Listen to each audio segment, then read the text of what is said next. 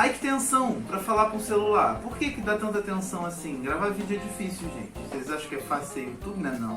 Não é não. É difícil. Muito difícil. Por que eu tô sem fone? Eu preciso do seu fone.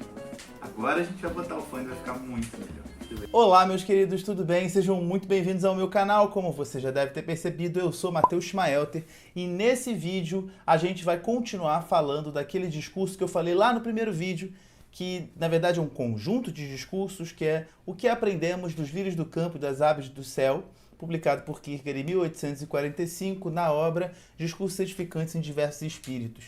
Você não precisa necessariamente ver o outro vídeo para assistir esse, mas se você assistir ao outro antes, vai ficar mais fácil entender o que está acontecendo e o movimento que o Kierkegaard faz.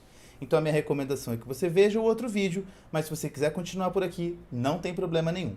Hoje a gente vai abordar o segundo de 3 discursos que compõem esse conjunto que eu falei para vocês. Esses discursos tendem-se a compreender que eles seguem os estádios existenciais de Kierkegaard, o estético, ético e religioso, e no discurso de hoje, no segundo discurso dessa obra, ele vai nos falar a partir de uma perspectiva ética sobre como nós aprendemos dos lírios do campo e das aves do céu, baseados em uma passagem do Evangelho que se encontra em Mateus capítulo 6, a partir do versículo 24. Jesus convida aos seus discípulos, aqueles que o escutam, a olhar os lírios do campo e as aves que voam sobre o céu ou no céu, para que eles aprendam como que Deus sustenta. É um texto sobre ansiedade, né, sobre as preocupações, e Kierkegaard segue essa linha. É importante, gente, destacar que o Kierkegaard aqui ele não está fazendo um exercício exegético, quer dizer, ele não está tentando entender o que o texto nos diz em si. Kierkegaard faz o que eu chamo de uma hermenêutica existencial. Ele interpreta, a partir de sua perspectiva existencial, de maneira filosófica, o que se pode aprender existencialmente dos lírios e dos pássaros. Nesse discurso, o Kierkegaard afirma que Cristo chama o aflito, o preocupado, a ir ao campo, olhar os lírios e os pássaros, para que ele possa abstrair um pouco as suas preocupações, de fato se distrair dos problemas, como a gente costuma dizer. E o convite ao campo é um convite para que o indivíduo seja entrelaçado na vivência que quer conquistá-lo para a grande comunidade da existência. Então, nesse discurso, o convite para ir ao campo é um convite para que nós nos percebamos como parte da existência. Quem somos nós na existência? Né? É importante não perder de vista, e a gente vai ver que o Kierkegaard aqui tem o foco no indivíduo. Seu projeto é um projeto de crítica da cristandade, que é em nome de um indivíduo que assuma as suas responsabilidades. Então o Kierkegaard ele vai destacar características do indivíduo. Então no primeiro discurso, como o indivíduo deve contentar-se em ser humano. E nesse discurso ele vai destacar o quão glorioso, é o termo que está na nossa tradução em português do professor Álvaro Valls, quão glorioso é ser humano, quão glorioso é ser isto que a gente é. O convite para ir ao campo, olhar os lírios e os pássaros, é um convite para a distração, para o esquecimento temporário e saudável daquilo que nos preocupa, dos nossos problemas. Esse convite ao campo, a saída ao campo, dissipa a neblina que fica na nossa mente quando nós estamos preocupados, quando nós estamos aflitos. Nessa introdução, em segundo lugar, ele faz uma distinção entre a distração mundana e uma distração divina. É curioso porque parece que o Kierkegaard aqui ele consegue dar um vislumbre do que se torna a nossa sociedade atual na nossa relação com o consumo de informação, com o consumo de entretenimento para distração, né? O que ele diz é que a distração mundana estimula a impaciência, faz o ser humano desesperar da duração do tempo. Quer dizer, o tempo parece cada vez menor, isso gera ansiedade. Se a gente olhar o nosso contexto atual, o como nós estamos ansiosos porque o tempo inteiro nada parece que dá tempo para a quantidade de tarefas que nós temos. E, no entanto, a gente tem essa aflição, essa ansiedade por conta das múltiplas distrações que a gente se vale, né? que a gente recorre. Né? Mas a distração divina, ou a divina distração, ela é diferente. Ela abstrai o tempo. Então, enquanto na distração mundana parece que tudo se reduz a um momento, parece que nada tem muito tempo, que o tempo passa muito rápido, a distração divina, ela abstrai o tempo. E nessa abstração do tempo, ela engole toda a preocupação. E essa distração se dá ao observar oceanos, ao observar os lírios, os pássaros, as estrelas, que não demandam para si nenhuma glória, simplesmente estão lá.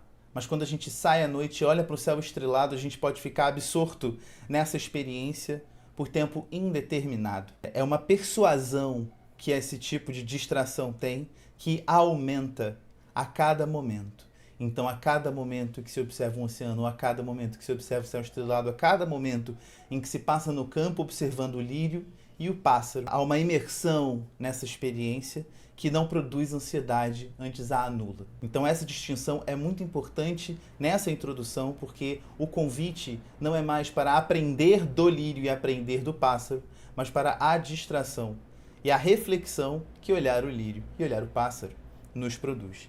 Em terceiro lugar, Kierkegaard ele fala de uma advertência, ele faz uma advertência e fala de um incentivo. Para quem está no corre-corre do dia a dia, para quem está no seu trabalho, para quem está resolvendo o problema, para quem está nos compromissos, é necessário tomar cuidado para, de repente, não se ver absorto nessa experiência, dessa divina distração de olhar as estrelas ou de olhar o oceano e ficar ali absorto e aí perder o seu tempo. Isso é uma dimensão bastante ética. O ético ele é marcado pelo dever. O sentido de uma existência ética é o sentido de cumprir com o seu dever. E nesse sentido, perder-se nessa divina distração pode ser um grande problema, né? Por outro lado, ao aflito, ao incentivo. Cristo chama o aflito, na passagem do Evangelho que Kierkegaard analisa, para olhar o lírio, para olhar o pássaro. E Kierkegaard ele apresenta uma breve reflexão sobre como olhar o lírio, que, além de muito bonita, é muito interessante para a gente entender o que vem a seguir. Então ele diz assim, sobre o lírio: olha como ele é manso, sempre pronto a brincar e a jogar, enquanto que ao dobrar-se, ele vence a tempestade mais violenta e aguenta. Eu chamo a atenção primeiramente para esse brincar e jogar, na existência plena do lírio enquanto lírio. Ele aproveita a sua existência brincando e jogando, nessa espécie de metáfora que o Kierkegaard coloca aqui. Tem em mente esse, enquanto ao dobrar-se, ele vence a tempestade mais violenta e a aguenta. Porque isso vai ser importante mais para frente. Então, quando Kierkegaard entra na reflexão sobre o lírio, sobre que tipo de reflexão o lírio proporciona ao aflito que busca na sua contemplação a distração, ele percebe o quão magnífico é ser humano. O quão magnífico é ser humano é o tema desse segundo discurso e é o que o Kierkegaard mais vai enfatizar com esses termos nessa reflexão sobre o lírio. O Cristo diz: olhai os lírios do campo, que não fiam nem tecem com tanto, e no entanto nem Salomão, em toda a sua glória, se vestiu como um deles. O foco, ao se olhar o lírio, é o foco da vestimenta, que o Kierkegaard vai entender não como uma roupa que você troca, uma roupa que você compra, uma aparência. O lírio, ele é vestido da sua inteireza. Ele é lírio, a sua beleza, a beleza com como ele se apresenta, ela faz parte da natureza de ser lírio. Não é algo que se adiciona. Então Kierkegaard entende a vestimenta do ser humano como a vestimenta do lírio. Então, ao olharmos o lírio e vermos como ele se veste, devemos compreender que assim como o lírio é belo, é belamente vestido na sua inteireza, o ser humano, na sua inteireza, na sua singeleza, ele é perfeitamente vestido, sem adições, sem algo a se correr atrás, sem procurar algo que falta. O ser humano é glorioso, é o termo que o Kierkegaard usa, na sua natureza primária, vamos dizer assim, né? Na sua singeleza, como eu estou dizendo aqui, o singelo como o simples. Kierkegaard aqui parece estar fazendo um apelo, que é muito comum na sua filosofia, ao homem comum, né? Não é necessário ter diplomas, não é necessário fazer coisas extraordinárias para ser glorioso. Na sua condição mais simples, o ser humano ele é glorioso. E é isso que se aprende, é isso que se reflete ao olhar a beleza do lírio. Mas o chamado é o chamado ao preocupado, uma preocupação que produz comparação. Se você viu o vídeo anterior, você vai ver que esse tema também aparece lá. Então, nessa comparação, o ser humano esquece a sua veste primeira e gloriosa, a sua singeleza, porque ele olha para os outros e ele se compara, e ele busca igualar-se a algo diferente do que ele é. Aqui a gente começa a ver rastros do desespero, tema que o Kierkegaard vai trabalhar melhor 2 anos depois, na sua obra O Desespero Humano, de 1849. Nessa preocupação da comparação, o Kierkegaard enxerga uma ingratidão infantil, de alguém que deseja ter algo que ele já tem e esqueceu que tem. O exemplo que ele traz é de uma criança que pede a um adulto algo que ele já tem. E o adulto, sabendo que é uma criança que pede, se relaciona com a criança dizendo: "Ah, minha pequena criança, amanhã você vai receber." Porque o adulto sabe que aquela criança já tem. Assim, quando o Cristo diz homens de pequena fé, no texto que o Kierkegaard aqui está usando como inspiração, é esse tipo de exortação, vamos dizer assim. Esse tipo de crítica, uma crítica suave, mas que aponta um problema da ingratidão, de não perceber, no caso do ser humano, que ele já é glorioso, que ele já é magnífico na sua simplicidade. Essa preocupação, esse esquecimento dessa simplicidade é fruto de uma vaidade que incentiva um desejo de dominar. Então, no desejo da comparação, no desejo de ser mais do que nós somos, o ser humano busca dominar, ter controle. Menos, o que Kierkegaard vai dizer, e aqui eu arrisco dizer que é ironicamente, menos sobre si mesmo, que ninguém se preocupa em dominar. Mas no campo, diferente de na correria do dia a dia ou envolto nas preocupações, quando o indivíduo preocupado vai ao campo e na contemplação do lírio e do pássaro, e no caso aqui específico do lírio, ele esquece as suas preocupações, ele percebe que ele é a maravilha da criação. Ali não há comparação desumana, ali não há competição, ali há o ser humano na sua singeleza, que contempla na sua singeleza e é capaz então de perceber que ele é maravilhoso na sua simplicidade. E aqui, quando a gente fala de comparação, o Kierkegaard ele logo em seguida coloca uma distinção entre a multidão e a singularidade. Uma distinção que vai aparecer bastante na obra dele, especialmente no que a gente chama de segunda autoria, a partir de 1847, que é essa oposição entre o singular e a multidão. Um texto de 1848, Kierkegaard afirma: a multidão é a mentira, ou mais especificamente, a multidão é a não-verdade. Nesse texto, a multidão ela é igualada à condição animal. O animal ele não é visto singularmente, ele é visto na espécie.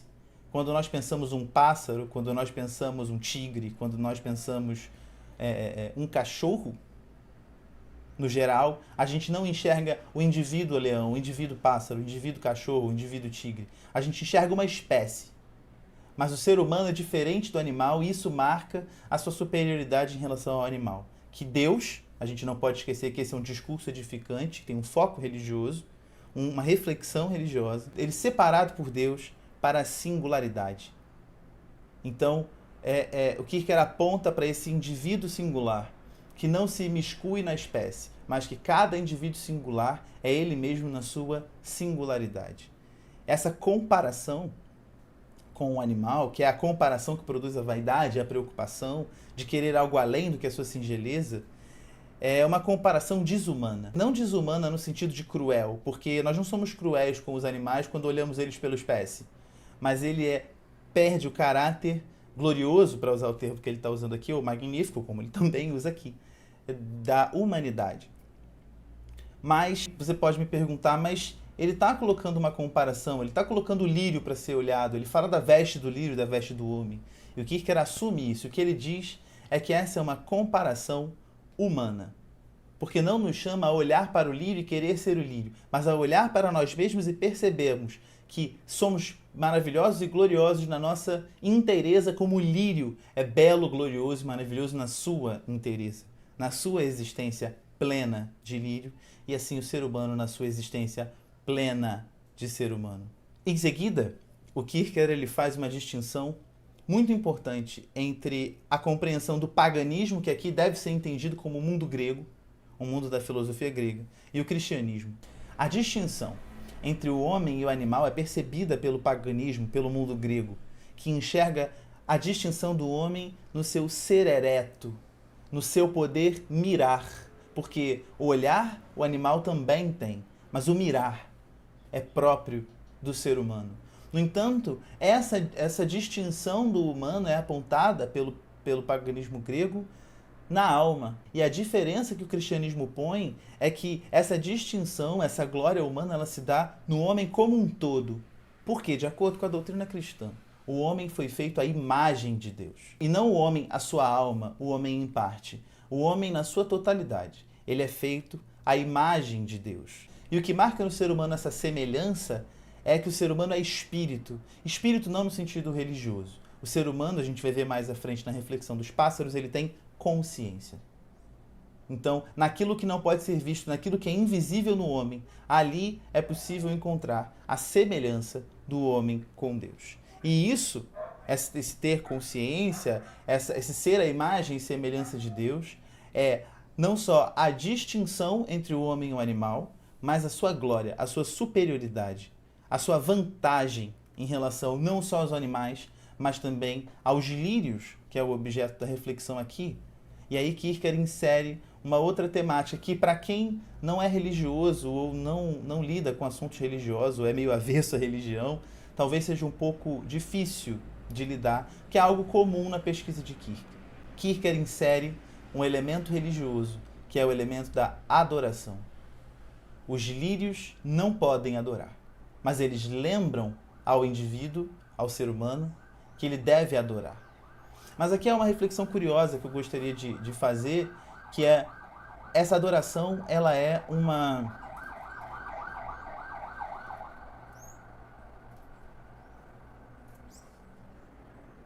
Essa adoração, ele é um dever. O indivíduo ético reconhece o papel da religião. Ele é aquele que vai na igreja. Não é necessário estar no estágio religioso para ser uma pessoa religiosa. O ético, um sujeito que vive pelo seu dever, ele vai à igreja, ele se relaciona com Deus no seu dever também. Então, nessa reflexão ética, pelo menos assim eu leio esse texto e assim eu leio Kierkegaard, o ser humano poder adorar a Deus é a sua superioridade em relação ao animal. E não só a superioridade, porque adorar é diferente de dominar.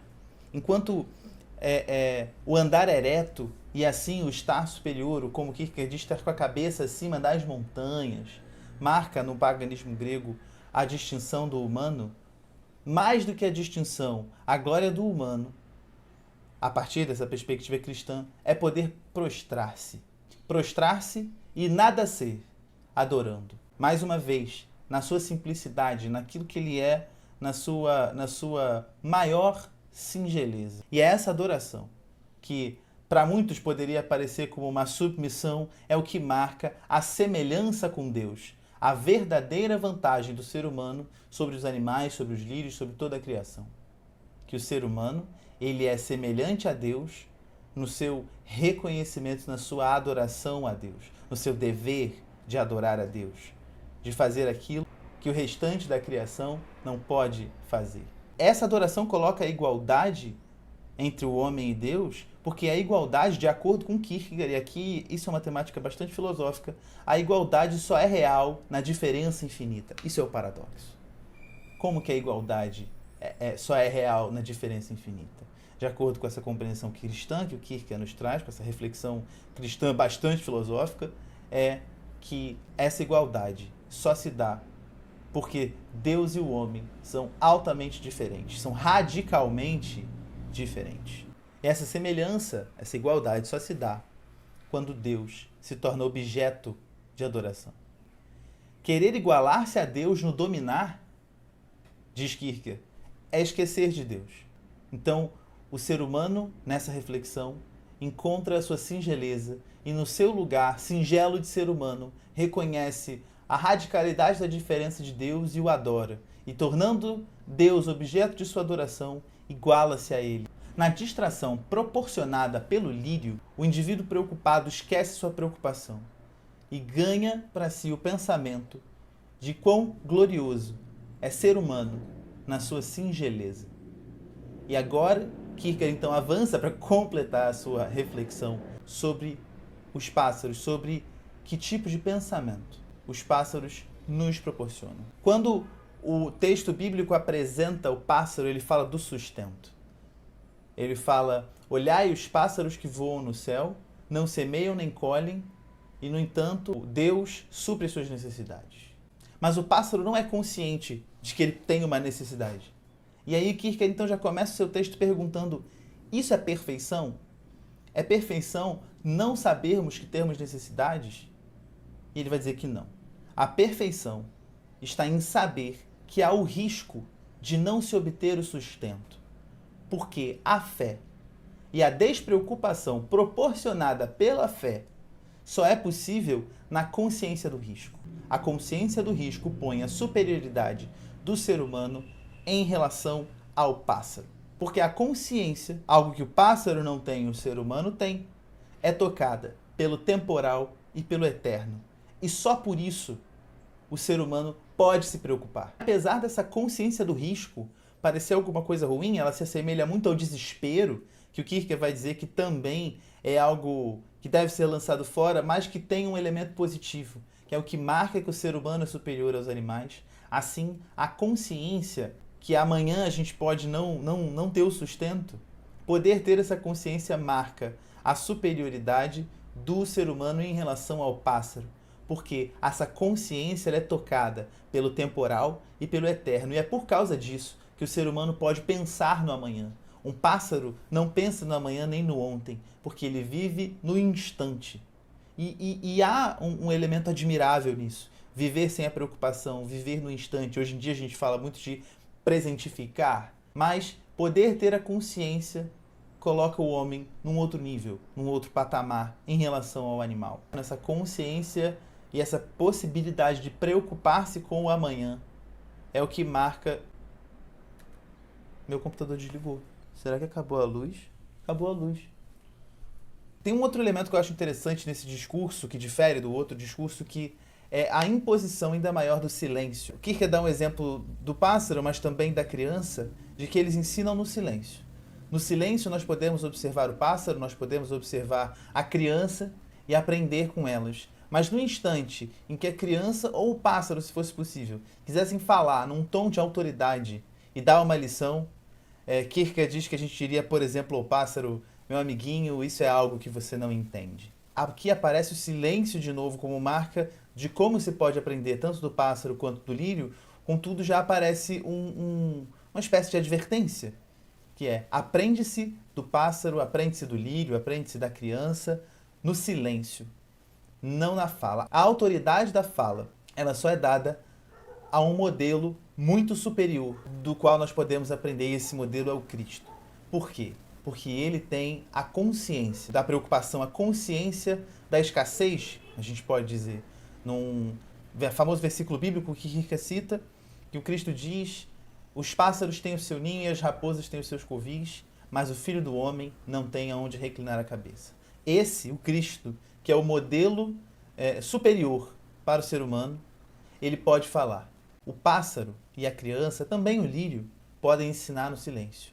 Mas só o Cristo tem autoridade para falar. E o aprendizado no ouvir só pode se dar ao ouvir esse mestre, que tem a consciência da escassez, que tem a consciência de que amanhã pode faltar, mas que ainda assim descansa na despreocupação da fé. Então a gente vê aqui, já também como uma marca do elemento ético, é que existe um limite para como que nós podemos aprender dos lírios e dos pássaros. A fala pressupõe uma autoridade que eles não têm, porque no momento da fala perde-se essa possibilidade de comparação humanizante, porque um lírio, assim como o lírio não adora, o pássaro não pode ensinar. Kierkegaard, então, ele diz que trabalhar é a perfeição do humano. E eu tenho perfeita consciência de como é que num mundo que a gente vive influenciado por injustiças, onde tem muitos pensadores pensando luta de classes e tudo mais, como que essa frase pode soar incômoda. Mas eu peço que vocês pensem no que Kierkegaard está pensando. É maior do que a dimensão política, está para além da dimensão política. Na dimensão ética, assim como adorar é um dever, aparece aqui como um dever, o trabalho aparece como um dever. E esse dever, essa possibilidade de trabalhar, ela marca também a perfeição do humano. E ele exemplifica um pássaro que se senta para morrer porque ele não tem onde achar o seu sustento. Nós não dizemos que isso é a perfeição. Isso não é admirado. Não é admirado o marinheiro que, quando está no meio de uma tempestade, simplesmente se prostra e deixa o barco à deriva. Mas é admirado o marinheiro que aplica todo o seu trabalho, toda a sua habilidade em manter aquele barco no meio da tempestade. É admirado o pescador que acorda cedo para pescar, o vaqueiro que leva cedo as vacas para o pasto. E é nesse sentido que Kierkegaard diz: trabalhar é a perfeição do humano. Poder trabalhar. Ele fala de trabalhar com Deus, porque Deus também trabalha. Numa passagem de João, do Evangelho de João, capítulo 15, em que Jesus fala: meu Pai trabalha até agora, e eu também. Ora, se fosse perfeição o pássaro não trabalhar, então Deus seria imperfeito?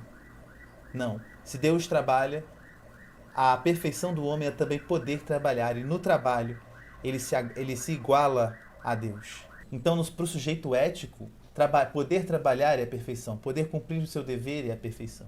Mas não é um trabalho que coloquei, não é um trabalho que oprime, não é um trabalho de fadiga. É poder trabalhar, marca a magnificência do indivíduo humano, assim como adorar também marca a magnificência, a glória, como Kierkegaard usa, e a semelhança com Deus. Trabalhar também marca a magnificência e a semelhança com Deus. O pássaro não trabalha, mas o homem trabalha e Deus também trabalha. O indivíduo preocupado, então, diante do pássaro, ganhou outra coisa para pensar. Se diante do lírio ele pensa o quão glorioso ser humano, diante do pássaro ele pensa o quão glorioso é trabalhar. Então nós temos um indivíduo ético se constituindo, enquanto esquece as suas preocupações na contemplação da divina distração do lírio e do pássaro. O que compõe a sua glória? O seu si mesmo, a sua consciência de si, na sua singeleza e a sua possibilidade de trabalhar, de cumprir com o seu dever. Bem, então o discurso como um todo, ele nos apresenta alguns temas. Em primeiro lugar, a distinção e a singularidade do indivíduo. Como que o indivíduo é superior ao animal? Porque ele é singular, porque ele tem consciência de si e consciência de que, por exemplo, pode faltar o sustento.